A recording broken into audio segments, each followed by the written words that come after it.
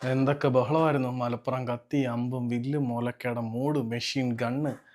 Edmund ലാൽറെൻഡിക എന്ന Inter കാശിയുടെ യുവ സ്ട്രൈക്കർ കേരള ബ്ലാസ്റ്റേഴ്സിലേക്ക് വരുമെന്നൊക്കെ നമ്മൾ ഒരുപാട് തള്ളിയിട്ടുണ്ട്, വിശ്വസിച്ചിരുന്നു. പക്ഷേ അതിലൊന്നും കാര്യമില്ല എന്ന് മാർക്കസ് മർഗ്ലോ ഇപ്പോൾ കൺഫേം ചെയ്തിരിക്കുകയാണ്.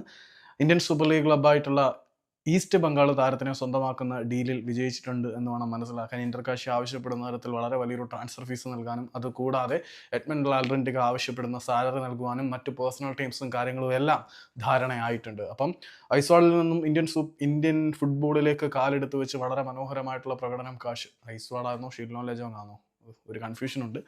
ഏതായാലും നോർത്ത് ഈസ്റ്റിൻ്റെ മണ്ണിൽ നിന്നും വളരെ മനോഹരമായിട്ടുള്ള ഫുട്ബോൾ പ്രകടനങ്ങളുമായി ഇന്റർ കാശിയെ ഇത്തവണത്തെ ഐ ലീഗ് ചാമ്പ്യന്മാരാക്കിയോ ഇല്ലയോ എന്നുള്ളത് ചോദ്യചിഹ്നമായി അവിടെ നിൽക്കുകയാണ്. ഏതായാലും ഐ ലീഗിലെ വൺ ഓഫ് ദി സ്റ്റാർ സ്ട്രൈക്കറായിട്ടുള്ള എഡ്മണ്ട് ലാൽറെൻഡിക ഈസ്റ്റ് ബംഗാളിൻ്റെ ടോർച്ച് ബെയറേഴ്സിൻ്റെ പടയിലേക്ക് തീപ്പന്തമേറ്റാൻ വന്നിരിക്കുകയാണ്.